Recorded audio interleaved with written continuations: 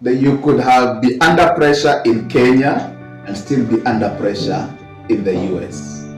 You could be under pressure in a low-income country and still be very much under pressure in a very high-income country. So we're looking at like the broken family system. We are having a situation where in the developed countries, people tend to be turned into robots. So these are money-making entities. Go out and get the money. Go out and make the money. Try and make a livelihood. Yes. So in the process of making a livelihood, people lose life. And this is now the case that is increasingly being reported in Africa also. Yes. People are very busy making money for a livelihood. Yeah. And like you rightly say, in the process, they are gradually losing life.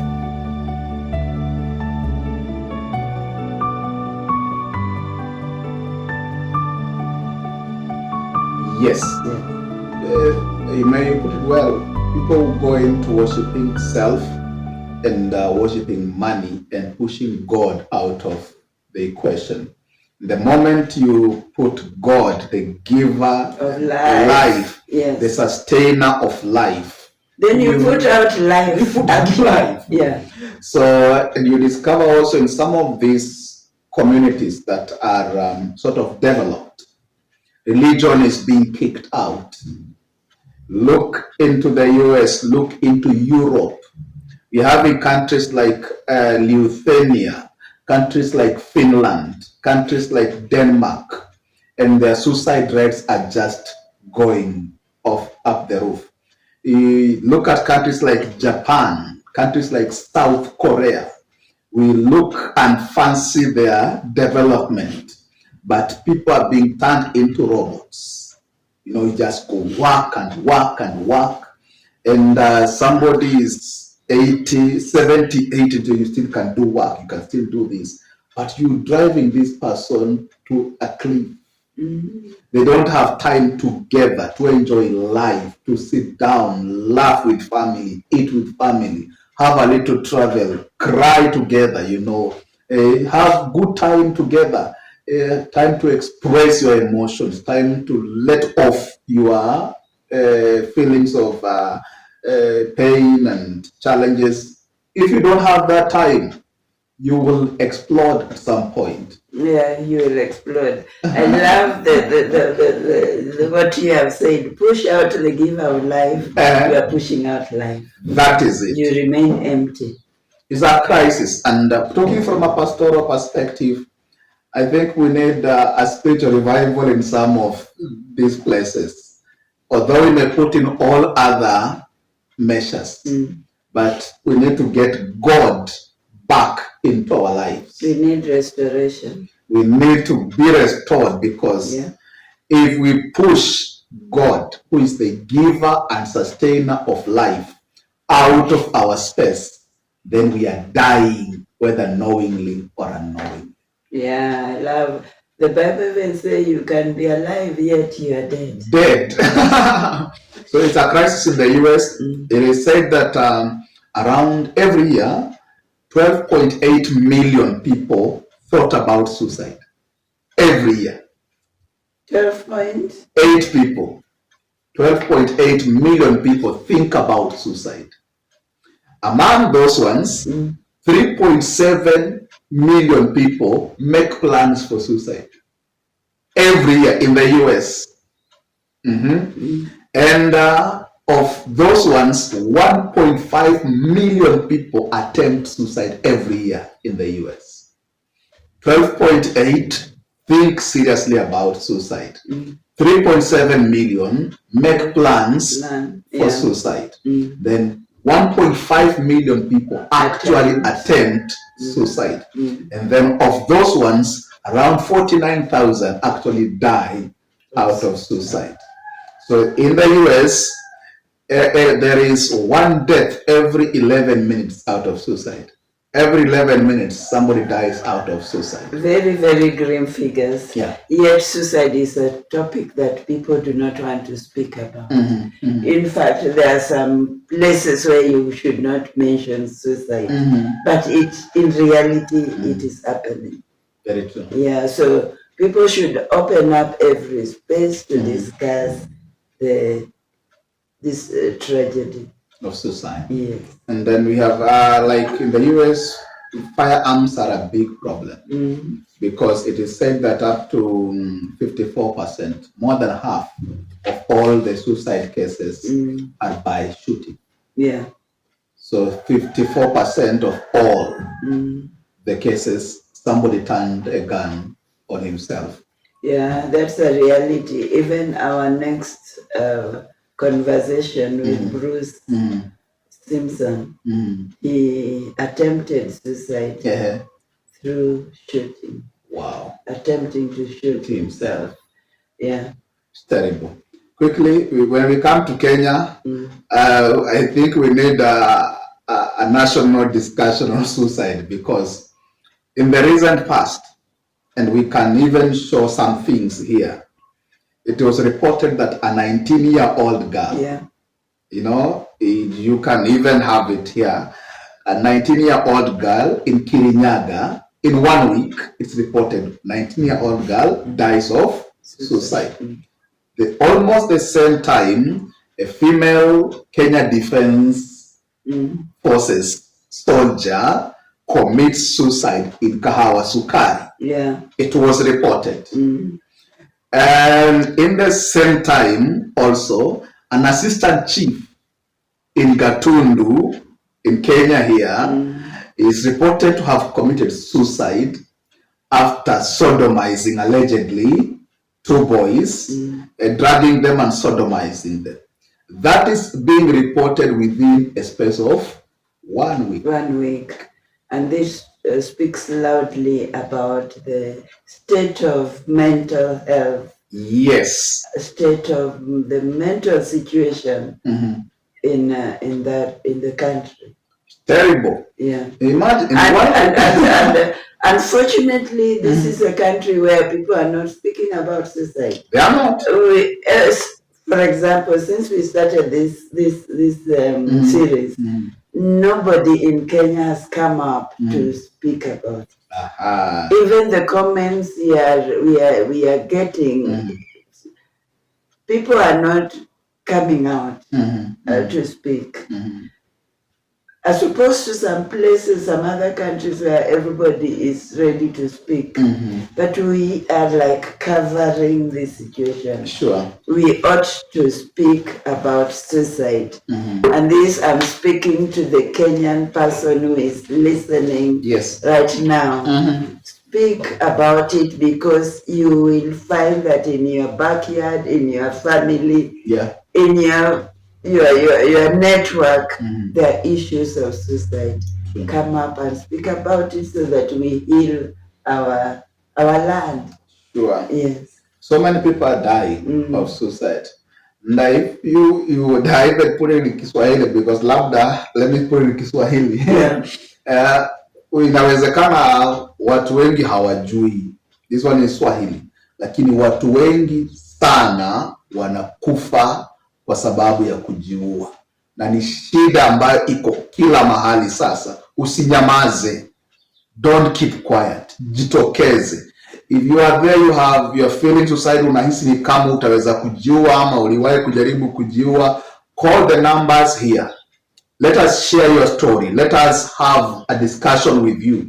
Ili watu wengine pia, other people to come out and be helped out of your story. Tumia habari yako, your experience, uokoe maisha ya mtu mwingine. Yes.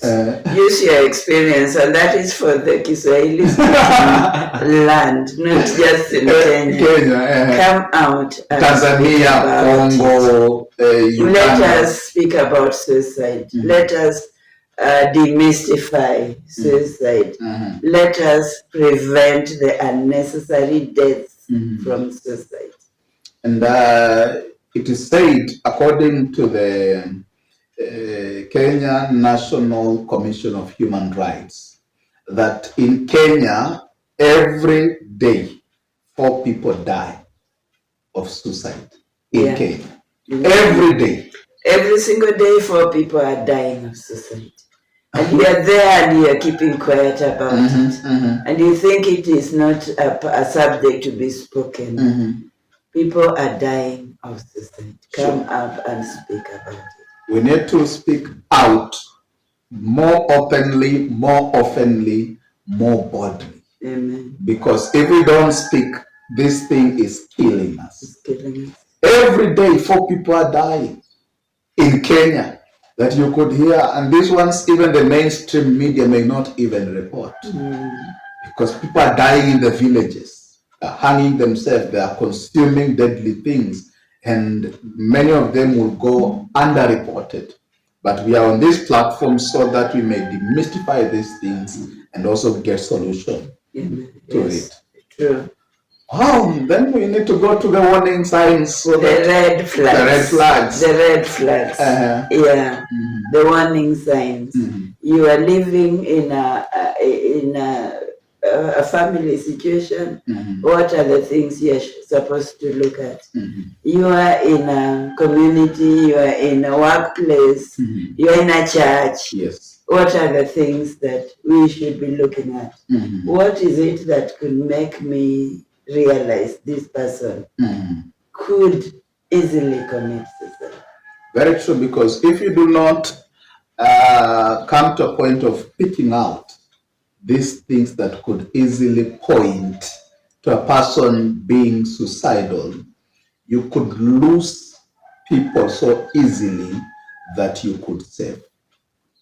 Because believe you me, suicide is preventable. Suicide is very much preventable. Only if you are able to pick these red flags and act on them quickly. If you are able to pick these red flags and take action quickly, you will save a life. And I would want to put them into 3 categories. If you're able to observe a person in the lenses of what they say, if you're able to observe a person in the lenses of how they behave, and if you're able to observe a person in the lenses of their attitude, their mood, so what they say, how they behave, and their mood. If you're able to look at those and analyze, it's possible to pick this is a suicidal case. 1, what they say. If you have a relative, a brother, a sister, a colleague who keeps on talking about killing themselves, I can kill myself. One day, I'll just do away with this thing called life. I don't see the meaning of life. I can just kill myself. That is a red flag. Number 2, if you have a person who keeps on talking about feeling hopeless, I don't see anything in this life. I have tried everything. This life does not really seem to have any meaning. If you hear somebody continuously, persistently expressing hopelessness in their talk, it's a concern. Give attention to them and help them out of that ditch. They're going down a wrong route. If somebody keeps on talking about, I have no reason to live, I have no reason to live, that means death is an option to them. I don't see the reason to live. Somebody says, I feel I'm a burden to others. If you have a sick person, and this one often happens when somebody has been sick for quite some time, and probably the family is attending to the person, and you hear him or her saying, I've just become a big burden to you.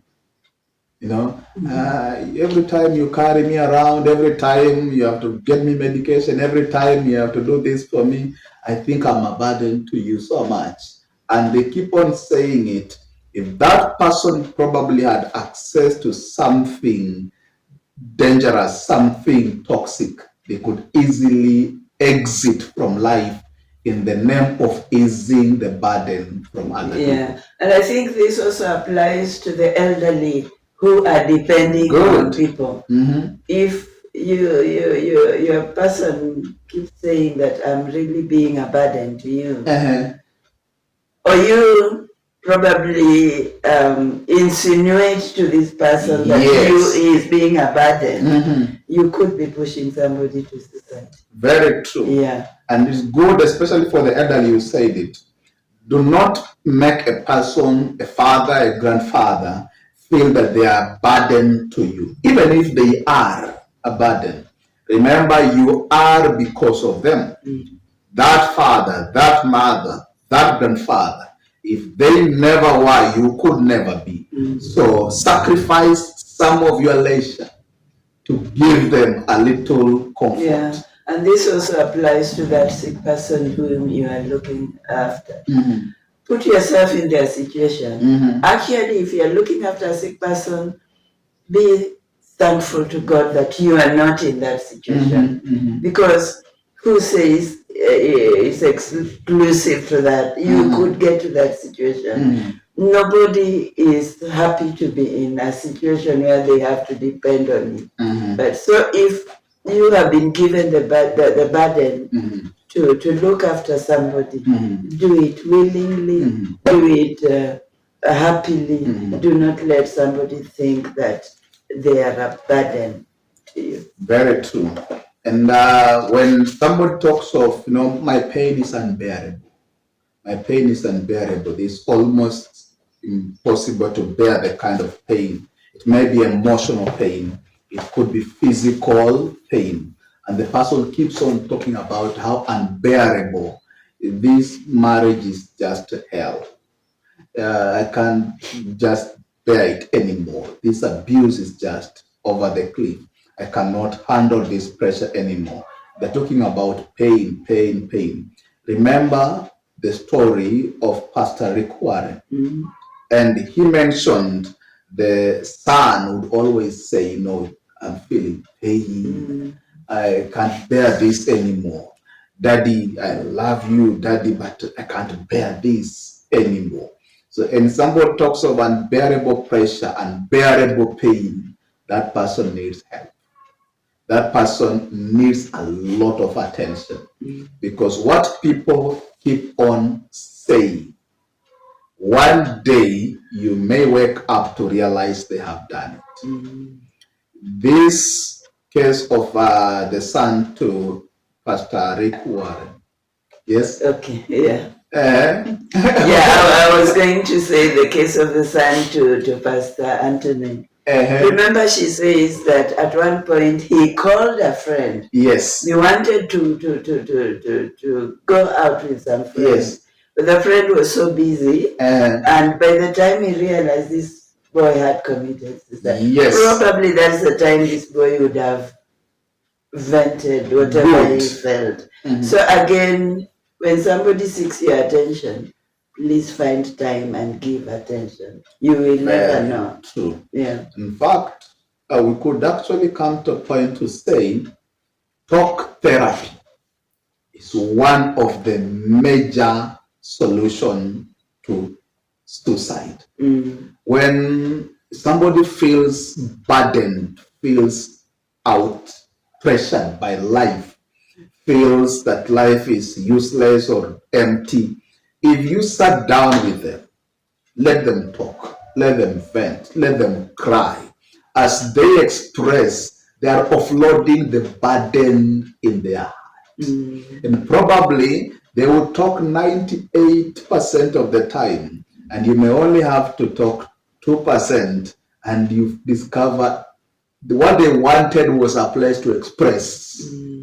Somebody who could listen to them. Yeah, I remember Pastor Rick Warren saying, just be there. Yes. Don't say anything. Just be there. And if I observed the mood of Pastor Rick Warren as he narrated the story, and you realize if he never had a strong social system around him. It is possible if you lost a son like Pastor Rick Warren did, if you are not strong enough and people around you strong enough, you can actually also commit suicide. Yeah. You could be in a depressive state and you could easily go the same route. There are families where after one person committed suicide, another one also followed. Another one also followed because they could not just put whatever had happened to make some sense. So the support system is very important. Very, very important. Yeah. And not necessarily to say anything, because if you just point where there is nothing to say. Yes. Just be there. Listen to this person. Yeah. And I think that's one of the things we have been actually saying throughout our conversation, that please make room to have real interactions with real people. Because today we are, I could assume that I saw your post on Facebook or Instagram. What do? I like it. I send you an emoji of tears. Yeah. And the emoji does not communicate emotions. It's not real tears. When you say I'm going through a hard time, and what do? You give me an emoji of a face with tears running down, and the emojis are fake thing. Yeah. I need the person to come here. Let him. He said, I'm going through a terrible time. Pick a phone. Let them hear human voice. What is the problem, sister? What's the problem, brother? Could we talk over a cup of tea? Come, sit down. Let the person complain, cry, and then let him vent out. Let her vent out. By the time that person leaves, one, they have a friend. They're not alone. Because you realize many times people feel isolated. They'll feel alone. And it's out of that alone moment, they do something that is not good. Yeah. So we are talking about what people are saying. Listen to what people are saying and make room. Even those people who have expressed those kind of things we've said here, just listen to them. Make room. Make time. Give a shoulder, give an ear, listen to them. You may just save somebody from going the route of suicide. So that is what people say. Number two, how people behave, their behavior. If you would notice, somebody who was not an alcoholic, suddenly beginning the habit, that person could be trying to cover up something. He's trying to find a place to hide what he or she is carrying in their heart. Or even if someone who used to drink, but all of a sudden there is an abnormal increase of that habit. It tells you there is a trigger. Something is pushing that person down the road of suicide. So anywhere you see there is the increased use of alcohol and drugs is a problem. Number two, if you are able to see, maybe you have children, this is for parents, check what your kids are browsing. You've given them gadgets, but after they have browsed, go in the search history. Check. If they were open to browse like this, then all of a sudden they are hiding those gadgets when they are browsing. They are watching something. They are reading something. Check into the search history. If you find somebody, how to commit suicide, how to end life, ways to end life without feeling pain, it is a red flag. So if they begin to hide their passwords, their children, you don't place, even if you give them gadgets, have access to their gadgets. Monitor what they're doing on those gadgets. When you notice withdrawing from activity, this person was playful, was social, was outgoing, then all of a sudden they are withdrawn. It is a red flag. Why is this person who was always checking up on people, posting online, all of a sudden there is no online presence? This person is going mute all of a sudden. Check out, he's always posting, he's always commenting, he's always active in the family group. Why is he all of a sudden withdrawn? And somebody isolating from friends and families. That is the closest support system. So if you find a person removed from family and friends, follow up that person. Check what is happening. Something could be going wrong. Then somebody who all of a sudden discovered they're sleeping too much. It tells this person probably just want to sleep and not wake up. Or this person used to sleep well, now has a sleeping problem. They can't sleep. They are troubled. This person who was very much orderly now becomes disorderly. He cannot groom properly. Somebody who used to be clean, but now they seem just, their hair is unkempt. They do not brush their teeth. They do not put on properly. When you observe those kind of things, it's a red flag. People sometimes, I've seen people who begin giving out their possessions. Sister, come. This dress of mine, it will be good on you.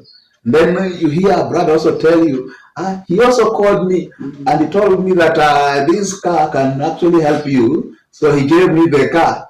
The person is not being generous. He's giving out his possessions. He's giving not need them. You don't need them again. Yeah. So watch out for those things. This person is giving you a car, giving a brother this, giving a sister this one. No, it's not generosity. The person is blinding you, is planning something. Help that person. If you discover somebody is into aggression, this person was gentle, but now all of a sudden he's aggressive. So much aggressiveness. It tells you that something has changed in the inside. Probably the person is troubled over things he can't or she can't express in another way. So find a way to help. And finally, fatigue. Just tired. Somebody just looks tired, looks just weak. You don't know how to even. This person used to be strong, active, and now they just looked fatigued. The person has a problem. Please talk to the person. Yeah, and what is coming out clearly is we should not be superficial in our relationships. We need to be particular. We need to observe. We need to relate from a truthful perspective. Sure. So that we are able to observe things that otherwise we would not have observed. Whenever we are dealing with people, we need to be careful, to be a bit more detailed. Sure. Yeah, so that we are able to help somebody who probably will not be able to speak out and say, I need help. That is it. Yeah. And then finally, you're looking at their mood. We said you check what people say, you check their behavior, then you're able to look also at the mood. And there is when we get the more obvious ones. Depression, sad. When this person is continually sad, this your son, your daughter, your spouse, your father, your mother just looks sad always. The person is probably into a depressive episode. They need help. So depression is a killer. Depression is a killer. Depression is driving people to death. So when you see somebody into a depression, it may be caused by any other thing. Walk with that person out of that valley of depression. Help them discover why they are there. Help them know that it is possible to get out of there and help them hold their hand out of that place. When you're dealing with somebody who is into depression, number one, help them discover that they're actually in a ditch. Help them know why they are there. Then hold their hand and help them out of that place.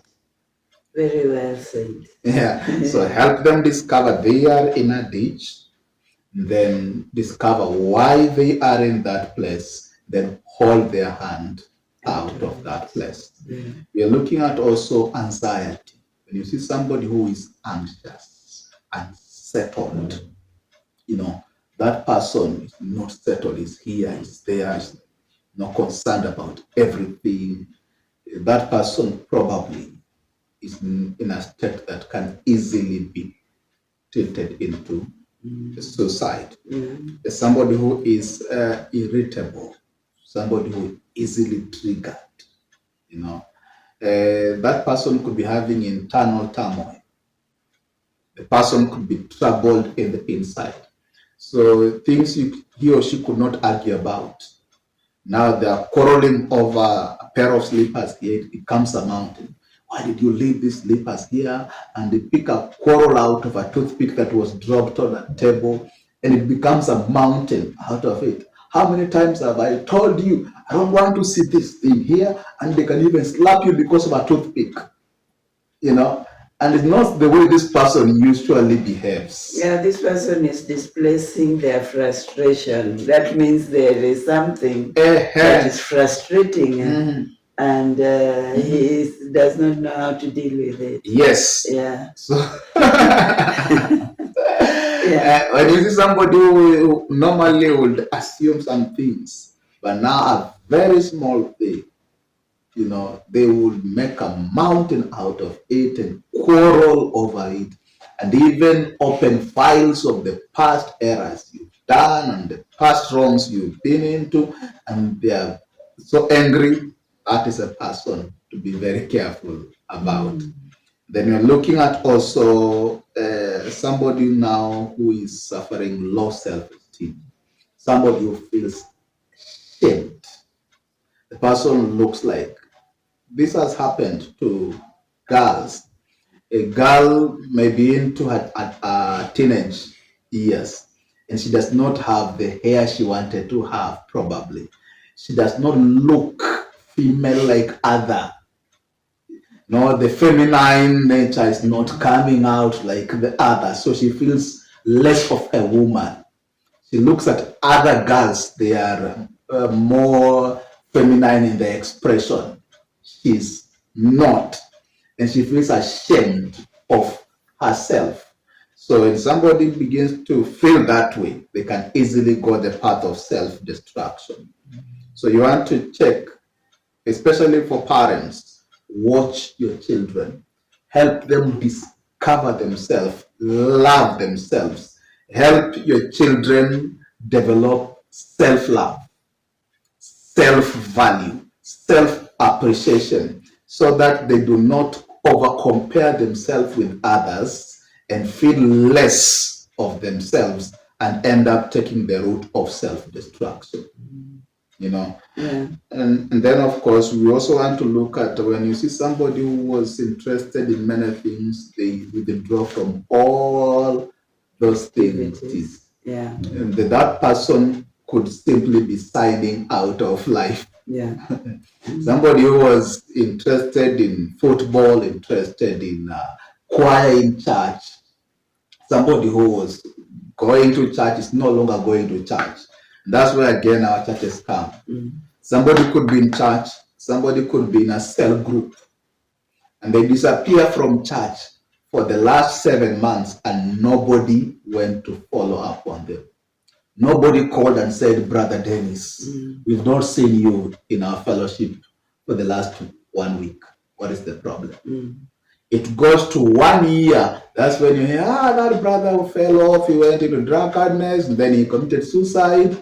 And it was a whole year since the person left the safety net of the church. So just a simple follow-up could probably have rescued the life of that person. Yeah. Then on the flip side, we say loss of interest. On the flip side, which is the last one for today, when there is a sudden improvement of somebody who was in a depressive state, somebody who was withdrawn, somebody who looked terrible, then all of a sudden, the person is laughing, the person wants to go out, the person wants to, relate with people, tell you how they love you, how they value you, how you are important to them. It may also be a warning sign. The person may be blinding you as he or she plans to execute her plans. So be there with the person, learn the person. Some people have been treated that way. Somebody was withdrawn, depressed, and everything. Then they want to visit everybody. They want to call everybody. They look very excited. They may be covering up something they're planning. Maybe the plan is at a very good state. They want to say bye to everybody before they come and execute. Yeah, so these are very important issues to deal with, to look at, to pay attention to as we relate to others. These are the issues that we need to look at, the warning signs, the red flags, as you were able to bring them out. And why are we coming here like this? Because we want to create an awareness. We want to destigmatize this whole issue of suicide. We want to bring our people to a place where they do not take the shortcut out of life. There is more to life that God will intend you to have, to live the full length to experience it. The package of life is not experienced in the timeline you create, but that which God has created. Yeah. So just because you had a troubling childhood, do not cut short your life. Just because your teenage years are not shaping up should not make you cut short your life. Let life roll. Talk to people. Talk to somebody. Even if you're feeling depressed, you're feeling angry, you're feeling helpless, you're feeling worthless, you're feeling stuck, you're feeling tired, do not commit suicide. Do not commit suicide. This is our plea, regardless of whichever ditch you are in. Whether it's guilt, whether it's a mental problem, whether it's a depression, whether it's a medical condition you are in, there is always still help. You may not be seeing it because you are in the dark. But when you talk to somebody, that other person may be the light out of your darkness. You may be seeing everything dark and slippery. It's because you are in the frame of the picture. Somebody outside will look at you and tell you, brother, there is still hope. Sister, there is still a way out of this condition. So do not give up. Do not quit. Do not die while God still has life for you to live. Very true. Very, very well put. And like we said earlier, also, do not keep yourself too busy chasing a livelihood and pushing away life. Life is more important than livelihood. Yes. And ensure that you know who the giver of life is. That is it. Yes. Thank you very much, Pastor Dennis. Yes. Our next topic will be on what? Probably now we need to find solutions to our suicide. Next topic. Watch out for the next episode. It will be on probable solutions. Yes. To suicide. Yes. Thank you very much for watching this episode of Mental Wellness Insights. Remember to subscribe. Remember to like, to comment, and to share. Until next episode, God bless.